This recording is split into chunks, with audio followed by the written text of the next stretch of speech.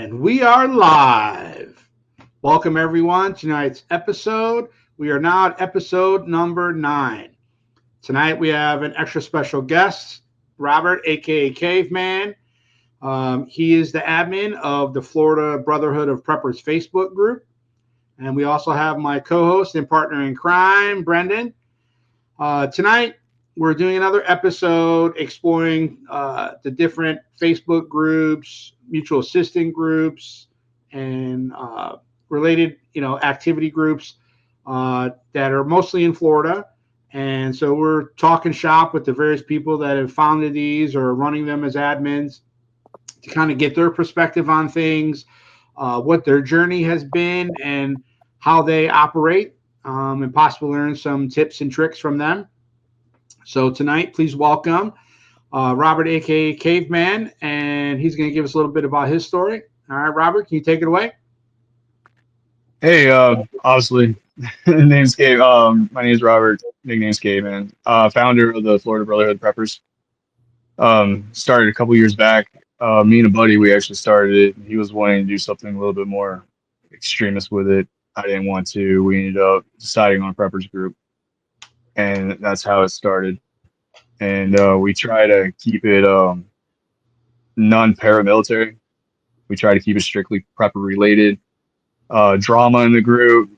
I noticed some groups there's a lot of drama and stuff. We try to squash drama and keep it out of the group altogether just because it divides people. Same thing with politics. We don't really delve too much into that at all. Whenever the group first started out, it started out pretty slow. Like we had an issue there for a little bit with members not being very active. A couple of first meets we ever done, not very many people came out. It wasn't until I started making content and posting it in the group when people started getting interested and joining in. We've done a couple meets so far that were really successful. Gun range meets. We haven't done anything too extravagant with that. I got the main group itself, the Facebook group, sharing knowledge and everything with everybody. Then I have like a small inner circle where we go out and we go camping and, we rely on each other a lot. So if something was to happen, we would link up and help each other out. Very cool. Yeah, I've seen a trend lately with the guys that we've been interviewing on the podcast, and they have some similar commonalities.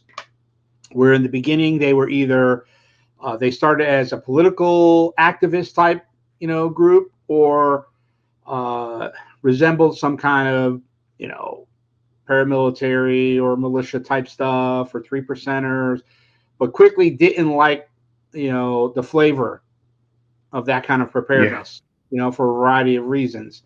But luckily they, quickly moved on and evolved, which I think is important in any organization, especially in this space. And because, you're going to have, certain kinds of people that are going to cling on to certain kind of groups and attributes, and it doesn't always, click with everybody. So it's good to hear and see that, so many of you guys have sat there and, evolved up into what you guys are today. And obviously you guys see it's more successful than what the other stuff was. Absolutely. It's very niche when you're dealing. I mean, look, shoot, move, communicate, that stuff is fun. We all like to do it. But really, it's about the community and the logistics that really brings in the numbers and brings in the reliability of people in mass. Not to say that guys that like that stuff, they can't do it, but you really can't form a group, in that pattern for the most part. Anyways, No, it's definitely difficult with any group. With keeping people like motivated and stuff to get into it, because you are going to have like certain members of that group that are going to want to do the shoot move. They're going to want to do squad tactics, kicking down doors. They're going to want to learn that stuff, and it's important.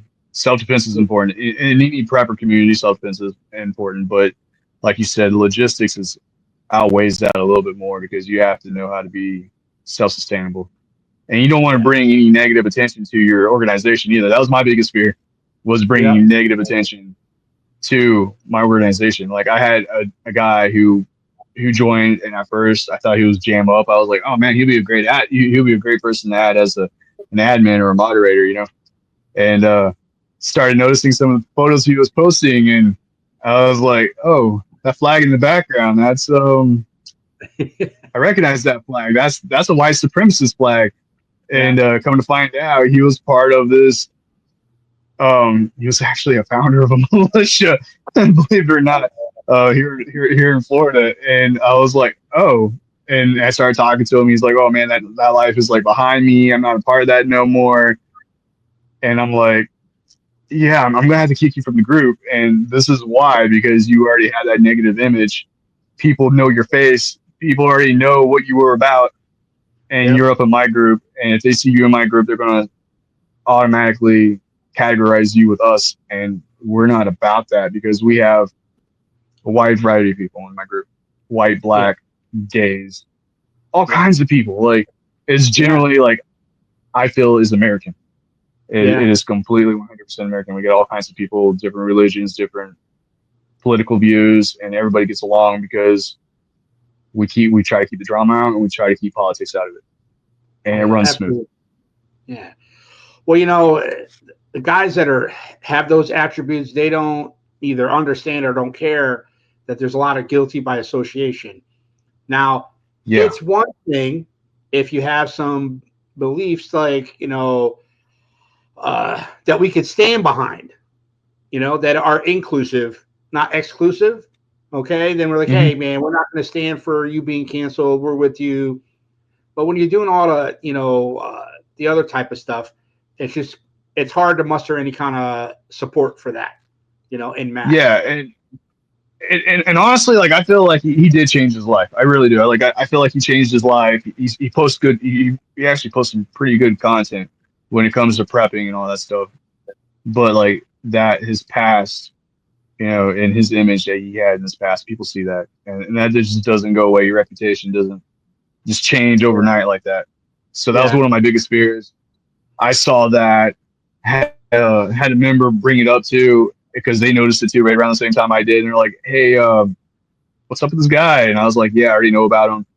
I'm actually planning on kicking him." But yeah, yeah, it was hard. It was a hard decision because I'm one of those people like I try to fill people out and get to know them for who they are and not really judge them too much on their past. But like him, his past was way too colorful, so I couldn't yeah, have him. yeah. Well, interesting thing is that even in you know just political ideology, the way people think about certain things, it's on a spectrum.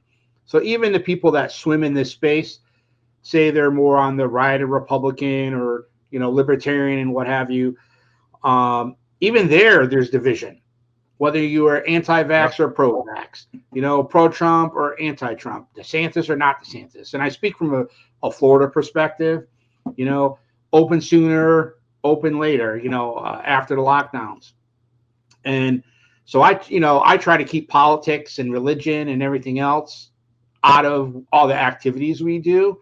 Now, granted, most people that enter space are either of some kind of like Christian or Catholic esque kind of background, whether they're active or not. Some people are Torah observant, so, or some just don't have any kind of religious thing at all. Um, but then, one of the challenges I've kind of set for myself this year is to try to expand the pool. Because one thing I noticed when you try to, you do meetups, it's like really a post 40-year-old to 60-year-old pool of people Oh yeah. that are interested in this kind of thing. Okay, that are basically moderate or right of moderate, political spectrum. But there's such a greater pool of people out there that are either the center moderate or even center left a little bit, that they might differ than some of the people on some topics, you know, but they're into eating cleaner food or out to hike and camp. Some people are starting to learn how to use firearms and they want to can and grow food and stuff like that. So I like to use the example of a Venn diagram where we should try to find that center space in a Venn diagram of where we do or can connect, you know, and just kind of keep that other stuff on the right and the left right there, and find common ground. There was an earlier episode that me and Aaron had done, and we were reviewing, mutual aid, which is more of a leftist, anarchist kind of spin on preparedness versus mutual assistance groups where we kind of swim at.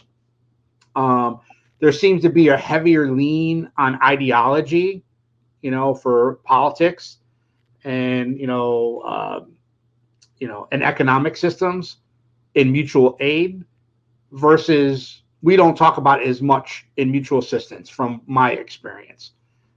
It's not at the heart. The heart of on a mutual assistance group is the preparedness and being there for each other, helping out in an emergency, where there's a larger portion of the ideology on the mutual aid side for the politics and, for the economic system, where communism, socialism, that kind of stuff. But a large amount of the younger people are kind of swimming in that center and moderate and to the left swing of things. Brendan's in that millennial-esque age group where I'm Gen X. So that was another reason for the podcast is, hey, we want to try to, connect the generations. Now, granted, Brendan kind of swims in the similar spaces of you and I, but his age bracket is where, the future is, So I don't know. Are you? How old are you, Brandon? Huh? I was asking Brandon how old he was. Oh. How old do you think I am? Let's see, early 30s. 29. Oh, man, I did you wrong. Yeah. I was born in the mid 90s, so I'm kind of the tail end of the millennials. Yeah, I'm definitely millennial. I'm 35 years old, and I never, like, growing up, I never thought I was going to be running a prepper organization at all. That was not something I was interested into until like right around like 2012 is when I started prepping and stuff. Because probably I was watching too much History Channel around that time. The whole like Aztec calendar and then the world being like 2012. So I was like, I gotta prep. And so that's how I got into it. It started out with bushcraft because my thought process was like, I can prep as much as I want, but I'm gonna run out of stuff. So I need to learn like how to survive off the land. Yeah. And so that's how I got into bushcraft, herbalism, and then it just went from there. Yeah. Well, that was one of the things that I was really impressed with you when I've seen some of your content. I did like a lot of your walk and talks and, some of your bushcraft type stuff. And it reminded me of Brendan because, he's the bushcraft guy. He loves to live out in the woods, doing all kinds of stuff, simple life. Where I'm more of the air conditioning technology guy. I do like to go hike and backpack, but, not like Brendan. So, when I first kind of came across you, I'm like, man, I can't wait to get you on a podcast and connect you and Brendan because, you guys would probably share a lot of similar interests, And, the funny thing is with bushcraft, it is such a popular segment of preparedness. But it makes me really wonder how much of that is a gear grab or gear graft versus people actually doing it, because we, in this space, we love to buy gear and collect things and, watch review videos on them and maybe go out in our backyard or show our buddies. But you two guys seem to like to live the bushcraft. So I have a thing with that. There is the principle of bushcraft, and then there is the commercialism of bushcraft. It's definitely a thing. Like, oh, buy this $130 bushcrafting knife that's made in China, or things of that nature. I mean, you've seen my gear for years. How long did I carry that $4 knife? Yeah, it's these little. What were they called? Like Wahoo Killer or Wazoo Killer, something like that. I got from this camping website. They cost $4, and it's a Mora knife knockoff. Yeah. And I mean, Mora knives already, it's a $15 knife. It's a dang good knife for what it is. But the principle of bushcraft is build your skills, not your gear. Yeah. And people don't want to build the skills, so no, they just want the gear.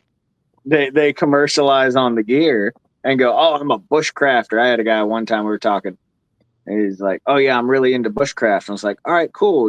Tell me some of the things you're into doing. Well, I've never actually been camping before.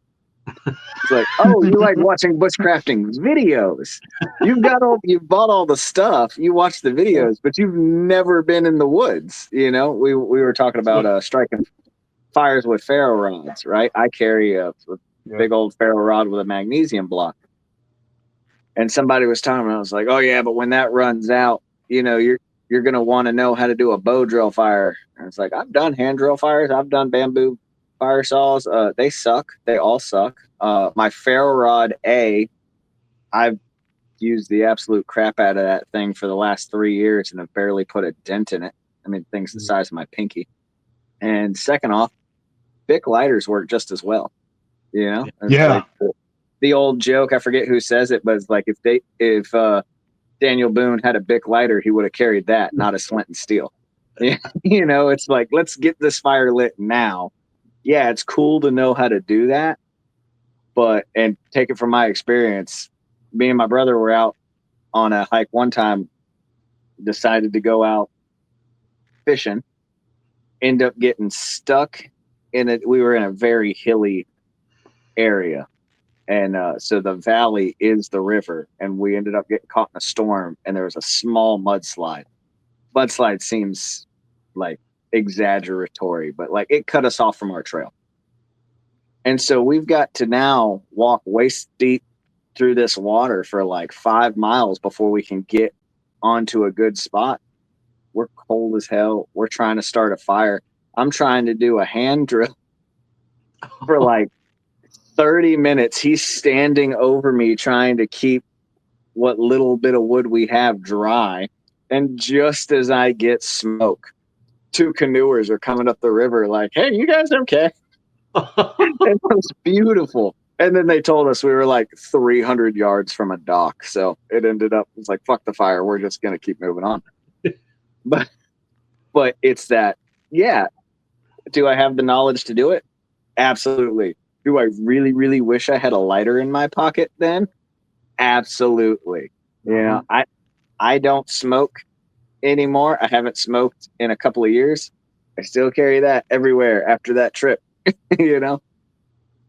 So. Yeah. I remember Brendan used to, talk about that ferro rod all the time, and he'd bring it out and we'd show. And then was it last year we went to Elkton? 2 years ago, I think. Let's see. No. Yeah. Last January. So about a year and a half ago. Yeah. So it was the 4th annual Homesteading and Preparedness Summit. It was up in Elkton near St. Augustine. Mm-hmm. And the guy that makes these by hand was a vendor at the show. And so I'm like, oh, man, I'm going to get one of those. I got one. Nancy got one.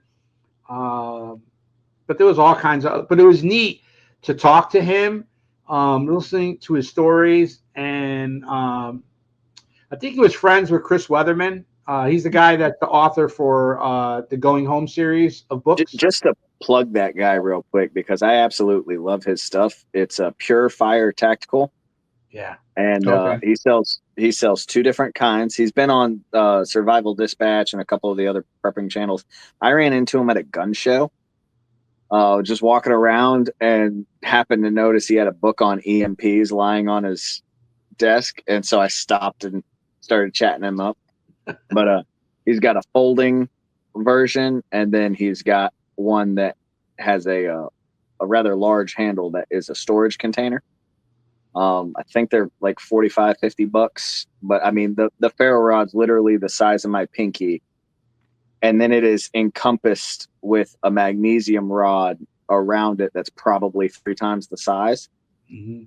And if you ever use it out by wear, he will replace it for free. So Nice. it's just an awesome product. I love to meet people that got, that's one of the great things about the preparedness space. You do have a lot of small business and startups, and they grow, and, and you hear about some of these products in the prepper fiction that we read about, and so then to meet these people in person and you listen to their stories, it just kind of enhances everything, it was a pretty cool experience. Now, Rob, What would you say is your favorite content that you've done? I know you love bushcraft, but Yeah. okay. So what part of bushcraft do you really look like you're most passionate about? Honestly, evasion. I don't know, Evade. like, is this? Yeah, that's one of my passions. Like, how do you evade and just living out in the wild? Because to me, that's important. Because I mean, shit hits the fan, and you're in your homestead, and you got to go scouting. You Yep. don't want somebody following you around or following you back to your campsite. So you have to know how to properly evade a small group or even a large group of people. So to Yes. me, like, I'm very passionate about that. I did like a video about it one time where I briefly talked about it. I probably need to make more content about it, but it's definitely important. You don't have to have like SEER training or anything like that to figure that out. Like it's as simple as like I need to get inside that house over there, but I don't know if there's anybody in there. What am I going to do? Like, don't want to go over there and knock on the door. You don't want to throw rocks at the house. You don't want to do none of that. You just want to Yeah. sit back at a distance with some binoculars and watch the windows, watch the entrances, see if anybody's going in and out, anybody's walking around, you know, and just wait. And then whenever you feel like it's safe, then you approach the house, peek through the windows, and then find an entrance point. That's pretty And of cool. course, Yeah. 'Cause, and of course, you once you know. do that, then you need to know a little bit about rim clearing. You need to know how to Yeah. properly sweep that house. Because Yeah. just because you had eyes on that house for a while doesn't mean that there could be somebody hiding up in there. Yeah. Well, it's interesting because many times in our podcast we talk about how people tend to not like to do the non-sexy things, and like land Yeah, navigation to me is a non-sexy thing. it's And important area though. studies and using skills from both of those things seem to be good attributes or components of evading. Would you agree or disagree? Or No, I agree. Yeah, completely. Especially like land navigation. You got to know how to read a map, especially topographical maps. That way you can yeah, see like elevation levels, because that might dictate your direction on how to get away from somebody. Because a lot of times somebody's going to follow you through the brush if it's really hard to get through. yeah, So the same thing with if you're being pursued by a canine, a lot of times canine ain't going to go through like a thick brush to go after you. So take the oh, hard road. Don't take the easy road. Always take the hard road if you're trying to evade somebody. And yeah, part of that is looking at a map and seeing what that elevation is like. pretty cool. And Uh, since you elevation and divots and all that stuff. Yeah, since you brought it up, you're talking evasion as long as like with elevation and dogs and things of that nature. Anybody who does like backcountry hunting, you'll know uh, your scent will rise with the thermals. So Hmm. if you're at the top of a hill and it's nice and warm out, and there's animals down in the valley, they will not smell you. If you get a nice Exactly. cool, gust, or if there's a river that runs through the valley, it will draw the air down into the valley, and the animal will scent you. So, oh, if you're being chased by a dog, there's a valley with a river in it.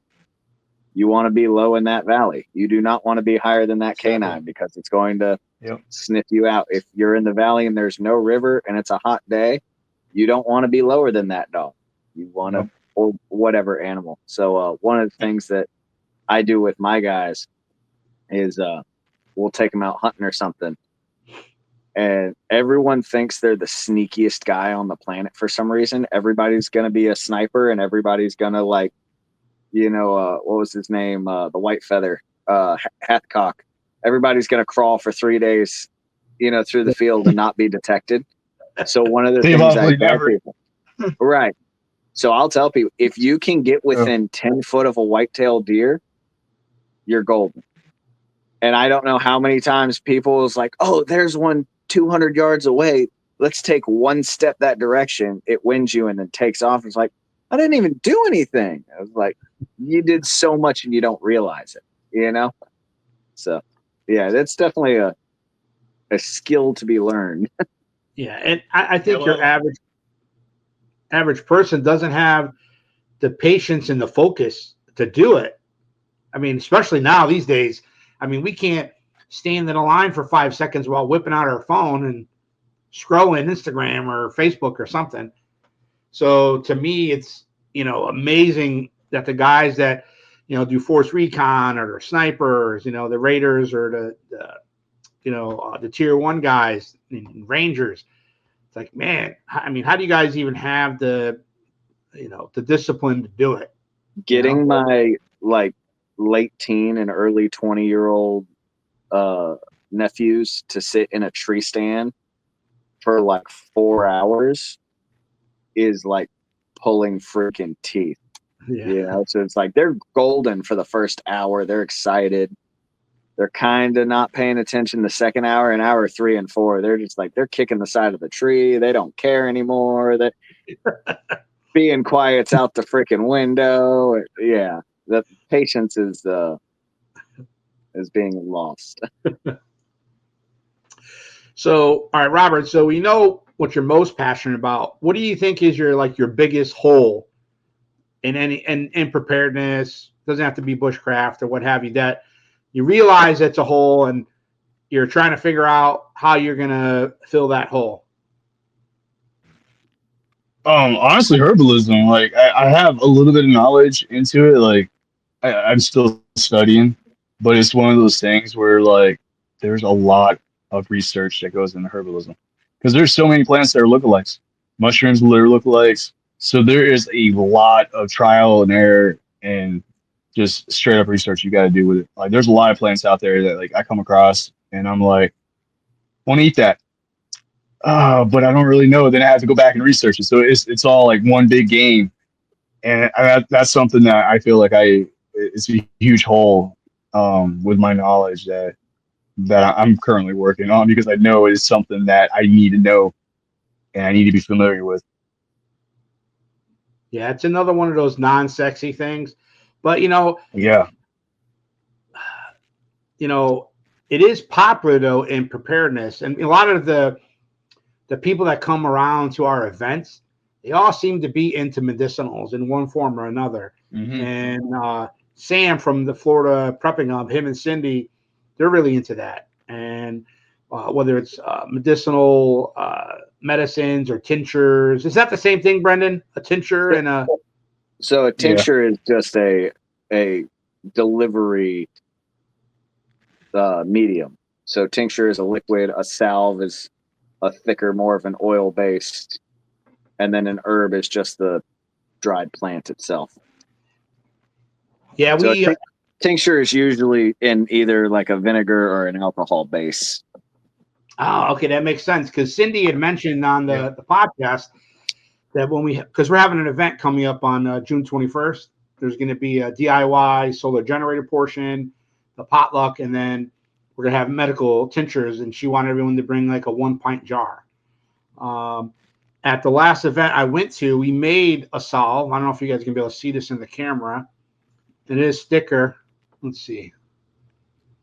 It looks almost like petroleum jelly or hair gel, but it's pretty cool. We all made some. One of the ladies that was leading it, she made some of the, I guess we'll call it precursor, and then we just kind of all combined it there. And this is all liquid at one point, and then we're stirring around, and then it became a soft solid. And coincidentally, my oldest, she had fell off an electric scooter at her friend's house and scraped up her shoulder, and she put some. Her friend's mom had put some of the Neosporin on there and cleaned it up.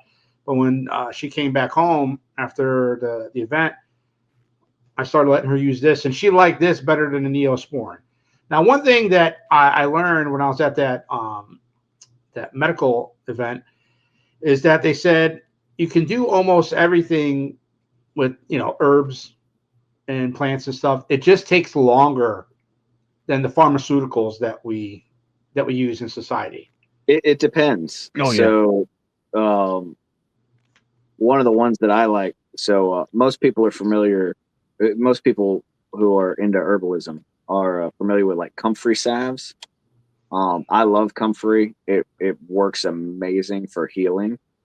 One of the things so I combine comfrey salve with an oil that the Haitians make called rimascati. And it's a topical painkiller made from the castor plant, which castor grows in every ditch in Florida. It's everywhere. Um, my mother-in-law made me a jar of it one time, and when I broke my neck from that car accident, and my wife rubbed it on my neck and my back, and it got me from within 2 months of being I am paralyzed from the neck down to walking within 2 months. I was on a cane, and there was other stuff involved, but because I don't take any narcotics, I stay away from any pharmaceuticals. So rubbing, like infusing that castor oil, and it's not straight castor oil, there's process, but I won't get into all that right now. Infusing that rimascati into the comfrey salve, it was just absolutely amazing for healing, topical pain killing. It's insane how quick it works. So my buddy Daniel, he fell off a roofer, fell off a roof, landed. He was on the second story of a roof, landed on a roll-off dumpster, broke his back. Oof. And I was rubbing that rimascati on him, and he would laugh because it's literally instant as you rub it on. It just numbs everything. That being said, you can make ricin from castor plants, so I'm curious if that's what it is you're just getting a numbing effect from the toxin. Yeah. I mean, I wouldn't eat it, but if you keep it as a topical, it works great. Oh, man. Yeah, all this stuff is pretty amazing, and it makes me wonder. It's like, we've had a lot of these things through history, and how did, our previous generations like figure all this out? Do I eat this plant, or do I boil it and I boil it? It changes. Do I eat this? Oh, no, that didn't work. I mean, it's just amazing. I mean, how many people must have suffered or died from all the trial and error? Mushrooms. I always hear about there's all kinds of mushrooms out there, but very few that you can eat. And so you got to be careful. And you were mentioning earlier, Robert, how a lot of them look alike. So you ever see the show The North? Is it North? It's either Northmen or Norsemen. It was only on a couple seasons. It was like it the comedy? Yeah, the comedy. Yeah, I think I saw like 1 or 2 episodes of it. Yeah. So it was like a parody of like a Viking village. Mm-hmm. And there's one episode where like they've just got all their slaves lined up and they're having them eat different mushrooms. And so then it like flashes over and he's got like this little piece of wood he's scribing on, and it's like mushroom 1 made him see God. Mushroom 2 tasted like beef. Mushroom 3, he shat his pants to death. Oh God.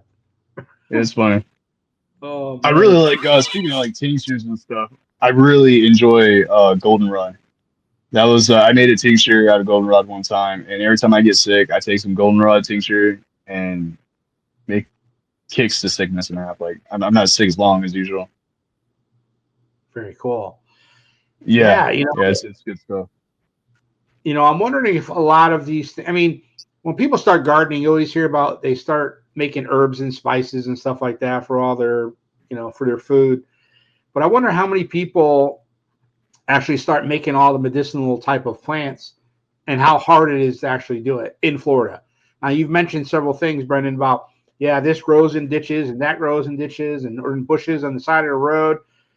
But I wonder why we don't hear more about people actually growing that stuff versus.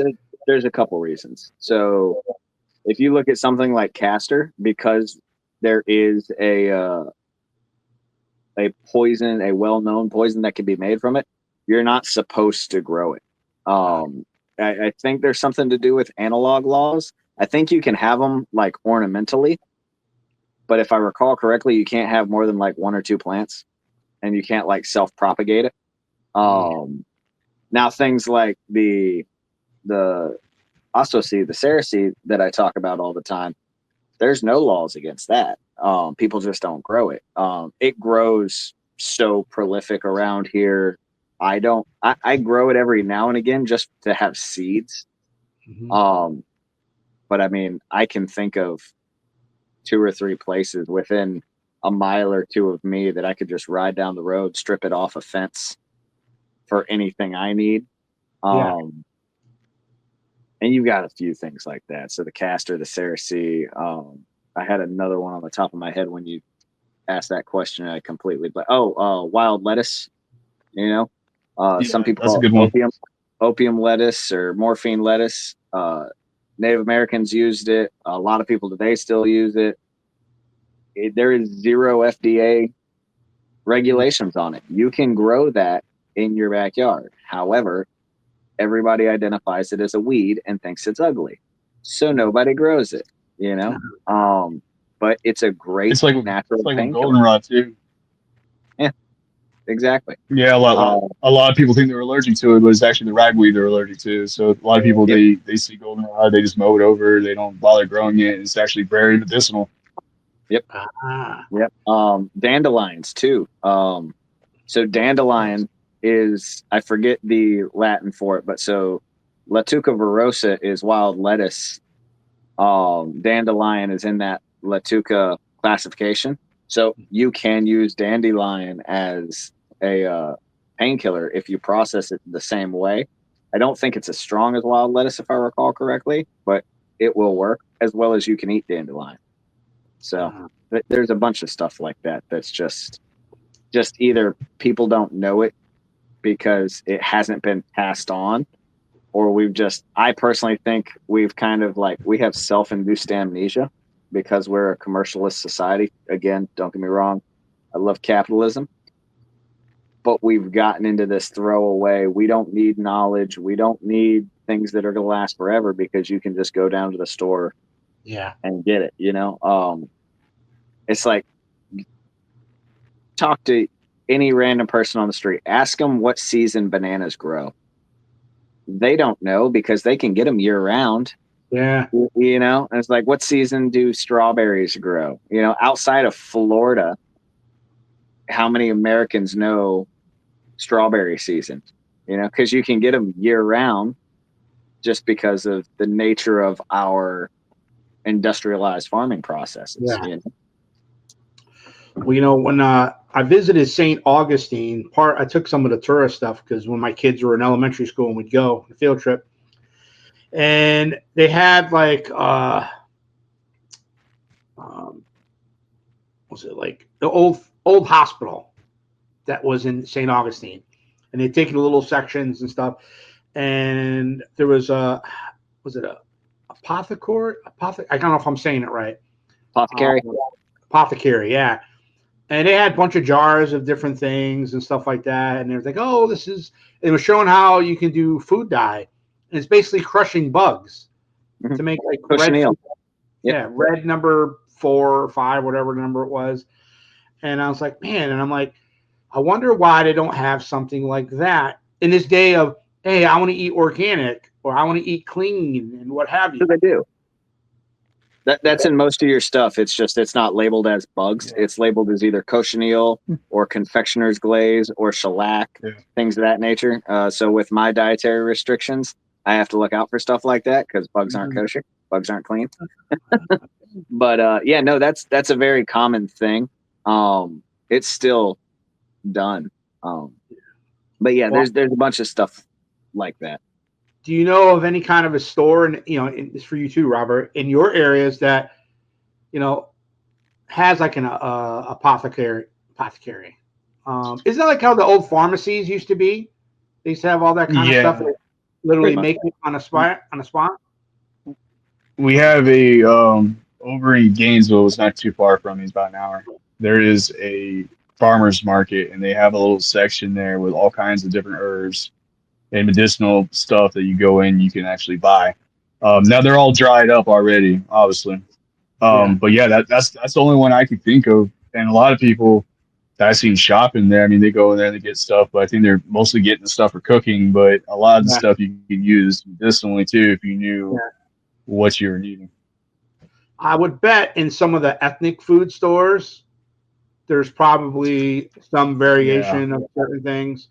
Um, but probably most of that stuff's imported. Um, but very interesting. It's got to be one of those hobbies where you're either kind of into it or you have a health situation that forces you to do something. Freeze drying is very niche and cool in preparedness, but it is a big investment up front and time. But we have a mutual friend where he had some health concerns and he went and got a freeze dryer and he used it for X amount of time. But then he just kind of was working through his backlog, and I don't think he even uses it anymore. Um, but uh, but freeze drying might be now. I guess those things people are probably just using a dehydrator or in their You can use a oven. dehydrator, or you can just air dry it. I actually looked into getting a freeze dryer one time because I thought it'd be pretty cool to do that. But oh my god, they're so expensive. I was like, this is not doable right now. Yeah, and it's a time suck because Yeah.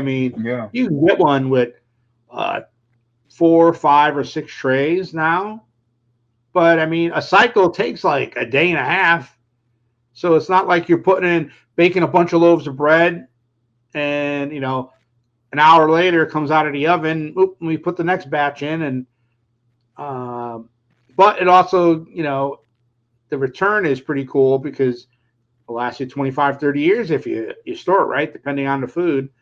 For me, the freeze dryer, the only benefit on the freeze dryer is the space. So you get the same results, at least for me, because I'm trying to put up meat, right? Yeah. Grains are cheap enough. I can get grains, put them in my lard, do all that.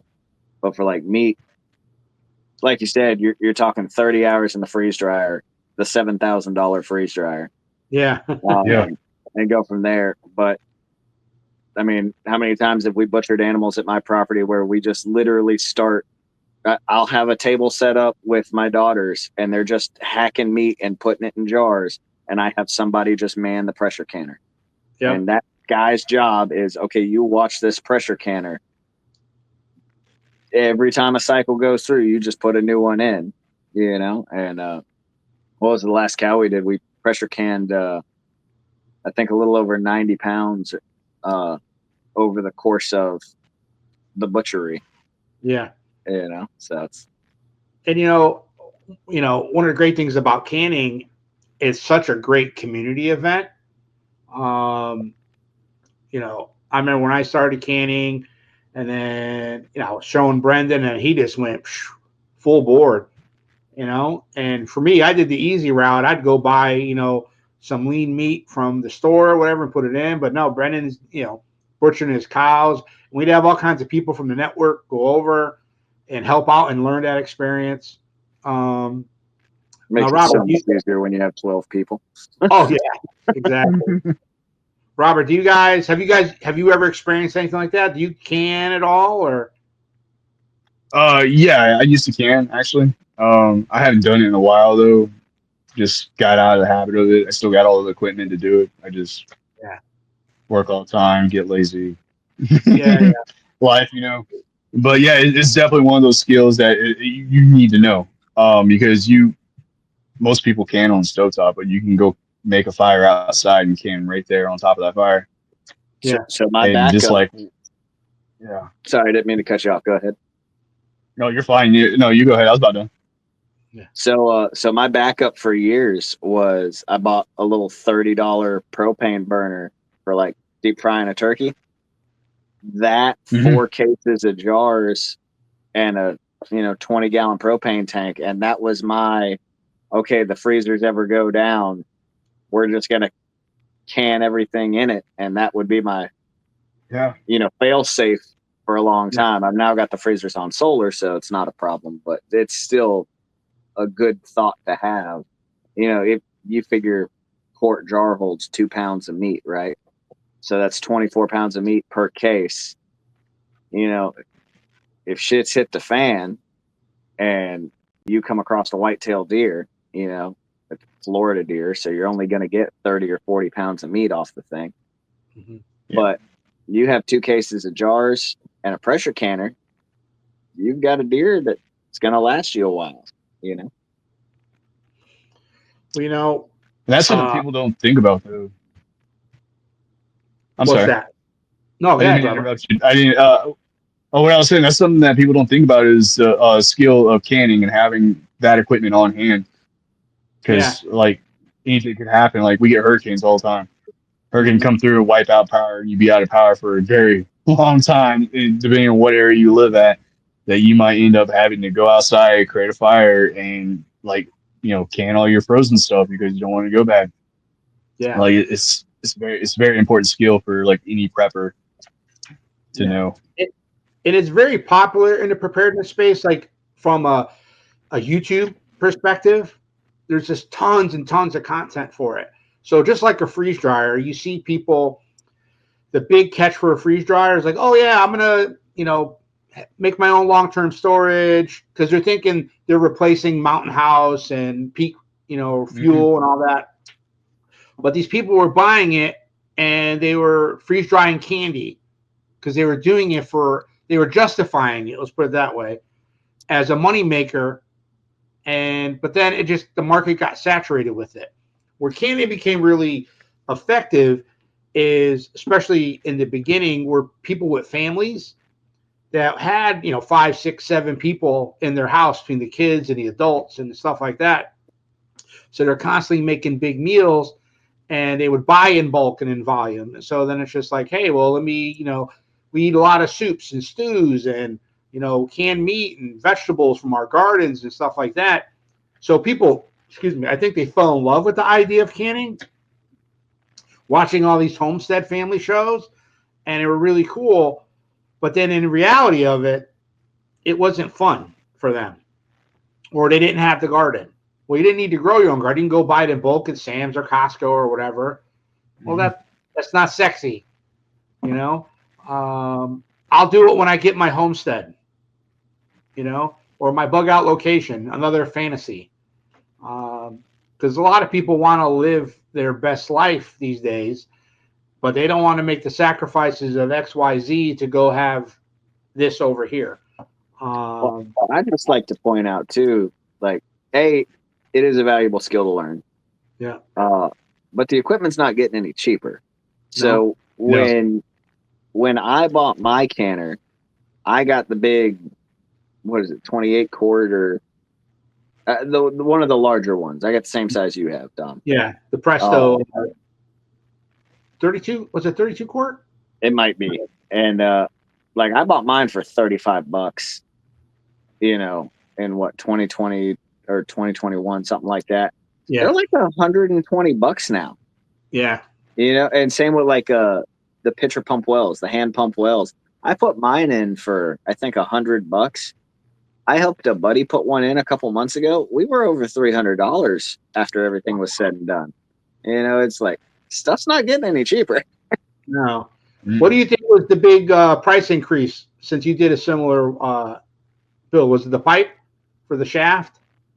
Yeah. So that was the majority of the well, the actually it was the drive point. So the bottom like screened in area. Yeah. When I bought mine, similarly, it was like $30 or something like that. He bought his, it was 119. Wow. Um, I don't know what it was. I watched it and I might still have the pictures, but every time I'm in construction, so I'm in Lowe's 6 times a day. So every time I would pass the Drive Point Wells, I would take a picture of the price over months. And I did it when I first started them going up, watching them go up. And the PVC ones were $19 and the metal ones were like $35, $38, something like that. And over the course of like 6 months, the metal ones went to like 180 at the top and the PVC ones were like 100. And they've gone back down a little bit, but now it's still like 50 for the PVC and then like 120 for the metal ones now.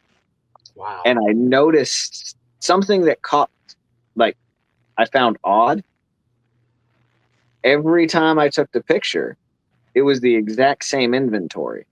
It wasn't a demand thing. It wasn't like these are flying off the shelves, so the price are going up. Hmm. My personal belief in, tinfoil hat time. is they were just completely taxing anything to make people self-sufficient. So that those went up, pressure canners went up, dehydrators went up. Same thing. I bought my dehydrator for $20 on Amazon a few years ago. Now I think the cheapest one on there is like $50-$60, you know? Yeah. And I think anything to do with self-sufficiency got price hiked quickly around that whole COVID scare stuff. Well, there's also a lot more people that are like into it now too. Yeah. With being self-sufficient, the whole prepper, survivalist lifestyle. I love that the term survivalist is coming back. I've been hearing that a lot. Yeah. It sounds better. The prepper always had that like negative connotation. Like you hear prepper and you think of some dude hiding in his closet with a helmet and like a bucket of rice. A fucking tin full of that. Yeah, like don't get me wrong, I'm not far off, but like I don't know, survivalist just sounds better. Yeah. I prefer the term survivalist. Prepper has like a kooky flavor to it. Yeah. Doomsday preppers just destroyed any kind of credibility. That's probably what it's from too. Yeah. For preppers to be respected as preppers. So survivalist seems more cool. More cool guy. So Robert, what would you say has been your most effective way of connecting with people and building your group? From like in the beginning, all the different methods you've tried to connect with people, setting up meetups or how you communicate. Like for me, when I first started, Bear Independent had their own website and forum, different than what they have now. And that's where I went in and I basically searched for every person in Florida and tried to set up, mags or groups in all the different parts of Florida, try to help facilitate it on top of trying to do my stuff in Tampa Bay. So that's one method. And then I would meet people at Portillo's and I'd meet them and other times for hikes and stuff like that. So what are some of the things that you've tried to first reach out and connect with people and then actually meet them in person? Well, when the group first started, I was just posting stuff. It wasn't really like my own content. A lot of times it was stuff I was coming across on like YouTube, and I was just posting it, memes and stuff. And for a while there, like the group numbers were just like maintaining. They weren't going down. They weren't going up. It wasn't until I started making content, going out on like camping excursions and things of that nature. So some of the members I had, teach them things. Like wilderness survival and posting that. And not only posting that in my group, but there was some groups that would allow me to post that content in their group as well. Mm-hmm. And then I started getting more members. But just being open and just being like genuine with people and not bullshitting people, because you get so many people that get up in the prepper community that they don't live that lifestyle. They've never been in a combative situation with anybody and just generally they just don't know what they're talking about sometimes. And people see through that. Yeah. And so like me in general, like I just started posting my own content. I don't do as much. I should probably do it more than what I do, but I work all the time. So it's kind of hard to like get out in the woods and just be making content all the time. But whenever I do make content, I do post it. Sometimes I'll post it in other groups, and people like that stuff. They like seeing, oh, this is the founder. He's out here actually doing stuff. He's just not over here just being a Nazi and dictating what everybody posts. And I actually have it on there where I can review people's posts because I don't want to get too political. So if it's too political, I usually, me or one of my moderators will deny the post. But for the most part, I let everybody try to share because the way I see it, knowledge is power. I may have a wealth of knowledge. You may have a wealth of knowledge. There might be 5 different things I'm really good at that I know. And there's going to be 5 other things that you're really good at that you know. And we're all in this together. And that's what I go by. And it works out quite well. I try not to be too egotistical with it, obviously, because I know there's a lot that I don't know. And that members of my group that know it. And I try to like allow everyone to have a chance to teach other people. Yeah, absolutely. Yeah, I think that's really the key to a lot of content is the authenticity of it. I mean, because Yeah, everyone's at different levels and stuff, and if you're talking about topics that people are interested in, you know, it could just be like you're one of your walk and talks, and as long as you don't talk you know, like you just don't, you're faking it, then most people are cool, and it just hmm kind of validates what they already think, you know. Um, so I think that's the key in the YouTube influencer space, man. The more these guys have to rely on it for income as their job, I think the more challenging it is for them to be authentic. You know, yeah, uh, I mean, there's some guys that have big platforms and stuff like that, and it's somewhat of a marketing means to their money makers. Like if they're doing gun trainings, or if they're doing medical trainings and what have you, which is fine.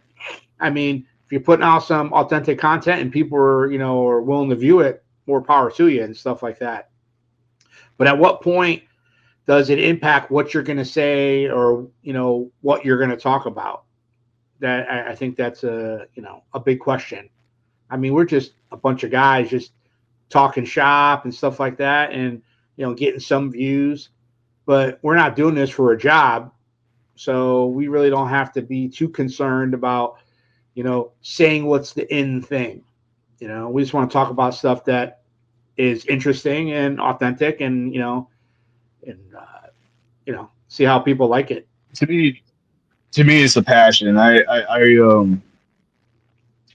like to share my knowledge with people. I don't want to like get a profit off of anything. I don't ask none of my members to donate money to like meets and stuff. I try whenever we do organize meets, I try to do it where it doesn't cost nothing at Yeah. all to anybody, even myself, because I like to live cheaply. It's just the way it is. But Yeah. yeah, you got to teach people, and you got to give people the opportunity to teach as well. Hmm. Because if not, people just get stagnant and they don't want to be a part of it because they feel like they're not a part of it. And that was the biggest thing right there, is making sure that people feel like they're a part of something. And I would hope that my members feel like they're a part of the group. And like for the most part, I think I got a pretty good group of people in my group that they like to post, they like to talk to each other, they're constantly trying to network with one another, and it's nice. Well, what I noticed about your Facebook group is you have people all over the state of Florida. It seems Yeah, in there. I do. Yeah, So, everywhere. so how much? You don't got to be specific with numbers, but it's like, would you say the people that are in your Facebook group are your core group, or is that more of a side project, basically? And how Uh, often are people able to come together, or are they just too far away? well, one of the challenges that I've had with the group is that people being too far away. I got people not only in Florida, but there's also people in different states that are also part of the group as well. Mhm. Just had one guy, he just recently came back to Florida from like Carolina or something like that. But yeah, it's been challenging with getting people to meet up. Like there's been some meets where only like two or three people showed up. Yeah. But that it's the simple fact that people have lives, and that's Yeah. something you have to keep in mind is that you know all these people, they have lives outside of this, and you have to Mhm. respect that boundary. So whenever I organize the meets, I give people the opportunity. They show up. I show up. It is what it is. If like not a whole lot of them show up, the biggest meet I had, I think it was like 8 people, maybe 10. We met at Ocala Gun Range, and everybody brought all their guns out, and it was nice. We had a lot of fun. Yeah. Um, and everybody got, we all connected with one another, got to know one another. There's people from all over Florida. It's not just a generalized area. The whole group itself, I like to think of it as one big group. But I also have like my inner circle, which originally when the inner circle, the whole idea of it is if something was to happen, they would be the ones performing security operations for the majority of the group that are able to link up or survivors. Okay. So that's my goal in mind. And of course, it's constantly evolving, constantly looking for new inner circle people. It's one of those things I don't want to grow it too much, and I don't want it to shrink it too much. Yeah. Because having people that you know are going to have your back and that are centralized around your area. That's the whole point of the inner circle, is to have people that are centralized around your area, and that it'd be easier to link up that way. Yeah. Because Yeah, those are good. because right now with the big group, like all people all over Florida, shit hits the fan. There's the reality of it is that we're not going to be able to link up. The only people that are going to be link up is the people that are centralized to you. That would be the inner circle. Yeah. I had to face that reality, after the first couple iterations of my network. And I just had to change perspective where it's like, you know what? I'll just, basically create the reservoir for people to come drink. And the ones that are able to, to come and drink, I'll get to interact with them, and we share skills. And if we're lucky, some of these people might be near where I'm at. Exactly. You just can't go and say, well, I only want guys within this amount of time. We just don't have that kind of density. So you might just pick one. For every 10 you find on the perimeter, you might catch one that's somewhat close to you. Just throwing some numbers out there. Another thing I noticed too, so like I guess my AO out here is the Tampa Bay area. So I got people from as north as Citrus County, as south as Pinellas in Hillsborough, and as east as Polk and Lake. Okay. And but the thing is, the most density is in Tampa and Hillsborough in the center. And that is the least amount of people of where they live. Everyone else kind of lives on the outskirts of Hillsborough or Polk or Lake. So the urban center, forget about it. Hardly anybody. But it's I have to go to the outlying counties really to get any kind of density with people. I got a bunch of people in Hudson and Land O'Lakes, in Brooksville. So that's kind of within a 20-minute-ish, 25-minute circle. So not too bad. But then I got a bunch of people out in the East County. But it's you would think where there's more people, you'd have more to draw from. But the lifestyles are different in the urban core. And then it gets a little bit better in the suburbs, and then and that's probably where the most density is. And then when you go a little bit past that for the more rural urban kind of thing, you pick up some more people or more clusters of people, I guess, that are into it. But I would guess your area of operation is much broader. Where would you say the bulk, based on the example I gave, what would your surrounding counties be? Where surrounding counties, I got a lot of I got a lot of members in Levy, Dixie, the Ocala area. Okay. It's very diverse. We got people all over, but a lot of the members that I have, a lot of them North Central Florida, Central Florida. So it works out great well. So a lot of times when I do meets, I try to do them in those areas. And then I've had some members that are a whole bunch of them that are South Florida. They're well, when they're very motivated about doing meets, and I would love to do meets with them, but unfortunately, it's too far. Yeah. And so I had started a South Florida chapter and was experimenting with that a little bit, and unfortunately, it didn't do too well, and it had to be disbanded. It's just one of those things. I might recreate another. My whole goal, I would love to have multiple chapters all over the state, different sections, just so that, each chapter will have their own inner circle. Everybody be sharing knowledge. And then every once in a while, we can all get together and have one big meet. Even have chapters in other states and stuff. That's just a future goal of mine with my organization. Yeah, no, that's pretty cool.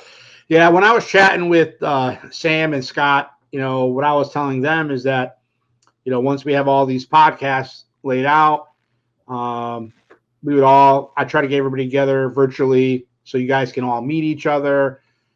Because Sam has pockets all throughout Florida, where where Scott is in more Melbourne, Palm Bay, and then we're out in the Tampa Bay and surrounding counties. But if we all interconnect, and talk shop, I'm always, for me, as many activities that I put out, I'm always connecting with people from counties that are beyond my area of operations. And I'm always trying to find either help them start their own little thing or connect them with other groups. So we'll That's definitely important. have to, yeah. Yeah, because we all have to learn from each other. Yeah. Just because knowledge is power. We all have to help each other because at the end of the day, we're all human. We're all Americans. So we have to be there for one another. Yeah. And I think it's a great idea reaching out to other members and stuff like that because that's how you develop mutual assistant groups. Yep.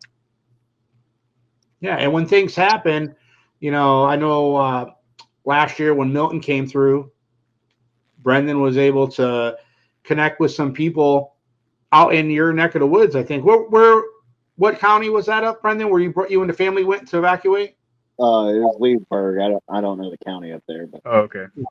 Yeah, Yeah, Leesburg. I'm in Gilchrist. Yeah, so you're north of that then. Yeah.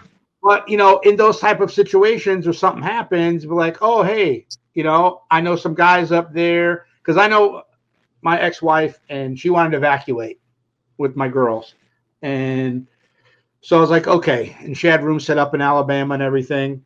But I was really concerned about getting caught up on the highways, trying to evacuate for her, running out of gas.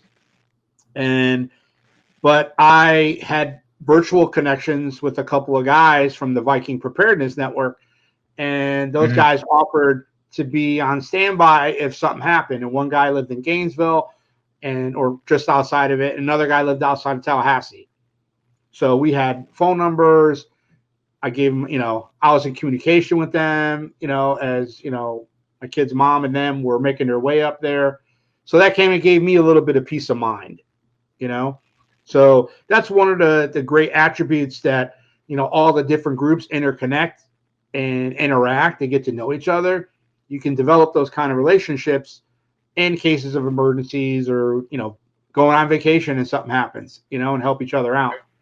And we could all help feed each other's groups and stuff like that. There's plenty to go around. There's plenty of people in Florida. We don't have to worry about competing for people. People just naturally go and do what they're going to do and connect with people that they're comfortable with. So, and there's nothing wrong with having different groups that you work with. It's that circles within circles kind of deal. Yeah. Yep. Like realistically, Dom, how many groups do I yeah, flow in and out of? There's I don't think there's any spot in the country I can't drive 5 hours and be with brothers. I've got guys in more than a couple of states. There was 3 or 4 groups there for a while I was working with just in Florida, not in a, okay, this is my like home base group, but the mutual assistance aspect. We did one a couple of years ago up in Inverness. It was, we all got together and we fortified a property. We put up a 25-foot radio tower. We put a hand pump well in there. We put up a year's worth of food for one person just to kind of alleviate that stress, because that was going to be a planned bug out location for several people. I realistically, was I ever going to need that property? No. It was not conveniently located for me at all. I like helping people though.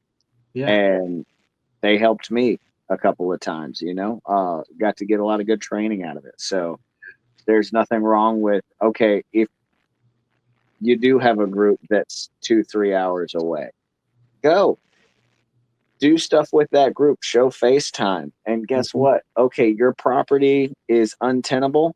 Now I've got to go up north to Gilchrist and crash on your couch. If you've never met me and we've never spent time together, you're going to think twice about letting me around your family. yeah, But if I'm the guy, Absolutely. if I'm the guy who shows up, a couple of times a year or once a month, oh yeah, no, we know him, we trust him. That's another thing. Like I do understand the like proximity aspect. Like I'm in a weird position where most recently I found a couple of guys who I value and trust close to me. I had one before the last like year and a half, 2 years. And now I've got 3 or 4 that are within a 15-minute drive of me, which is cool. But the problem is, whatever will cause me to leave what I have here, 15 minutes isn't far enough. If I'm leaving this property, I need to go hours away for it to be safe because it's going to take a lot. Like the Chinese paratroopers are landing in the backyard or Tampa is glowing.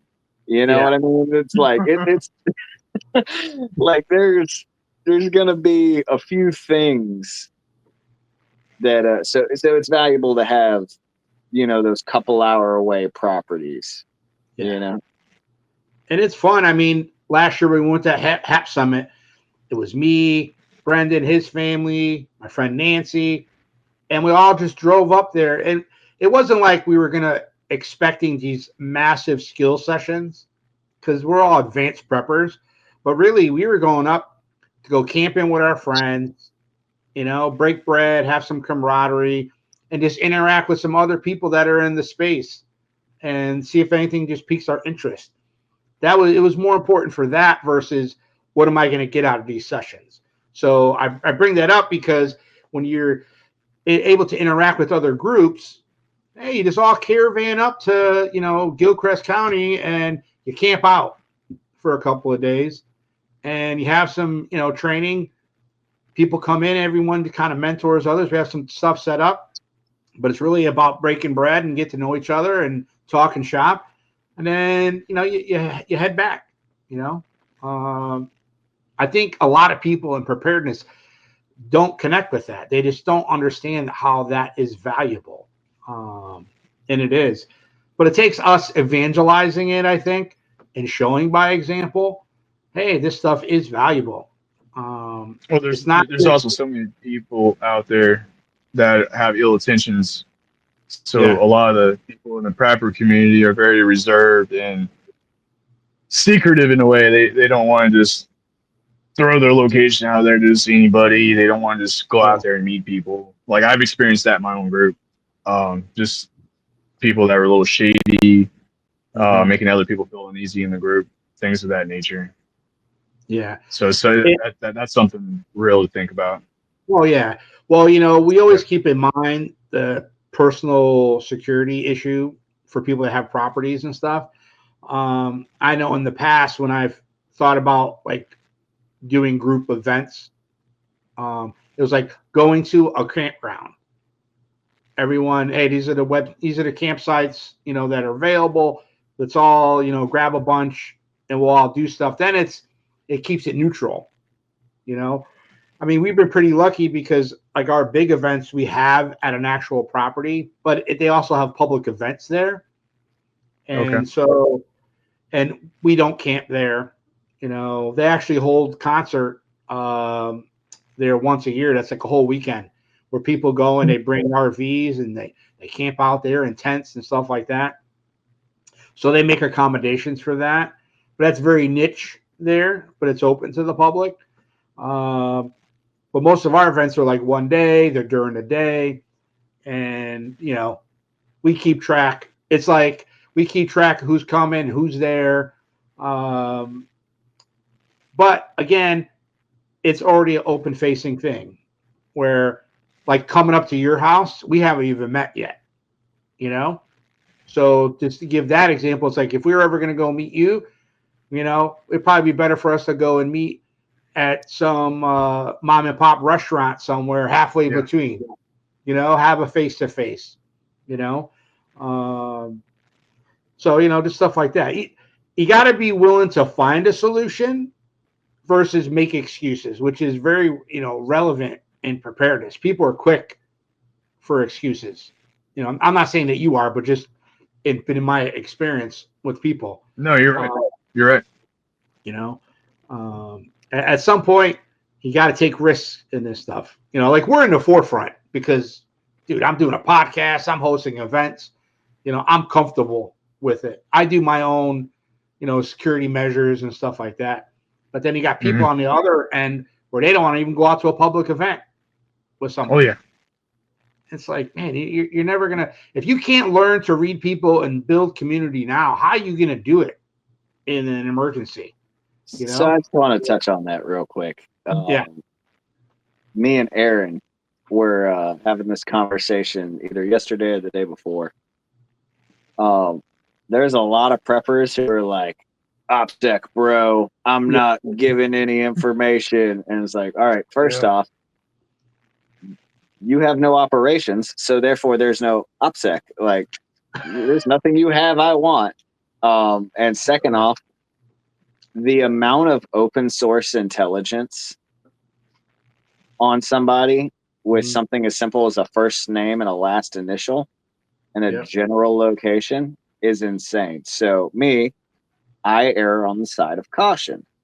I live a lifestyle that is conducive to not a lot of people around me. So I'm very hesitant around new people, always have been.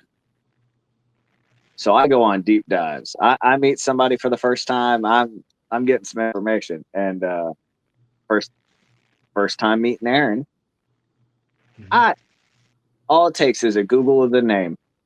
I've got your address. I've got your phone number. I've got any businesses you run. I have anybody who you've associated with. And so once I've vetted him out and realized, all right, this is a cool guy, I can do life with him. You know, I felt like I had to come clean. So I tell him, it's like, hey, man, I've got a profile on you. And he just starts laughing. And then he tells me my address. He's never been to my house. He used to be a PI. He did the exact same thing to me. So we both had a profile on each other completely from open source stuff. What you can find on county websites is amazing. Oh, yeah. Yeah, no, it's just, you know, the right people need to do more of that kind of stuff and less of the wrong people doing that stuff, you know? But yeah, it's interesting things. Yeah, Aaron and I were talking about putting together an episode on open source, you know, stuff coming up. That's going to be interesting. You know, people don't realize, I mean, they might change their handle on Facebook or whatever and be all witty with it. Everyone can be figured out and found, you know? My favorite one, the one that gets people every time. You can be as absolutely private as you want on your social media, you know, have everything set to private and you don't talk about it. How well's your wife with that? That's the easiest one. You get guys who they don't have any information. Okay, cool. Go to the wife or the girlfriend's page. She'll tell you freaking everything. Here's a picture of us in front of our house with the street address right there. Or, you know, here's me standing in front of the new car. Here's my license plate number. You know, it's like, oh yeah. So it's not just sticker decals too. It's another one. Yeah. Yeah, right there on the back of the car. You find out so much information from people just by their stickers. Yeah. Yep. I saw something not too long ago, like statistically speaking, vehicles with like gun brand stickers get broken into way more often because you're just telling people, hey, I have goodies in here. Oh yeah. Yeah. But yeah, to your point, that's easy identifiable marker. Yeah. Where there's a will, there is a way. All right. So let's see.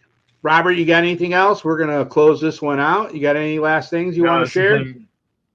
No, it's been a lot of fun. First podcast wasn't so bad. Yeah. It is a lot of fun. That's why we keep doing it. It gets easier every time, you know. Just a bunch of guys just talking shop, you know. What about you, Brendan? Got anything you want to share? No, we're good. All right. Well, I want to thank everyone for tuning in and checking us out. Please remember to like and subscribe. And we love to hear comments and feedback in the comments section.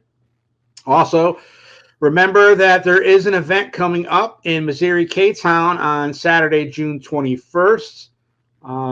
There will be a presentation of DIY solar generation builds for small little truck camper kind of things, charge phones, run a fan, and what have you.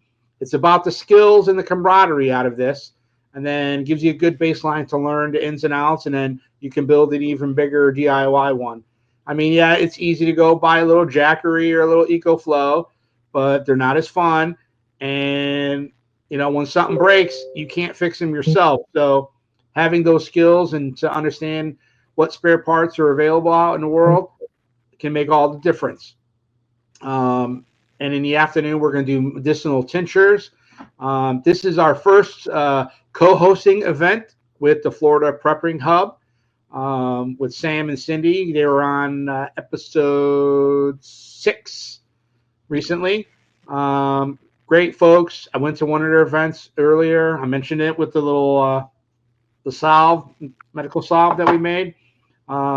Great vibe, great energy from those people. So they'll be out there with us and putting on a great event.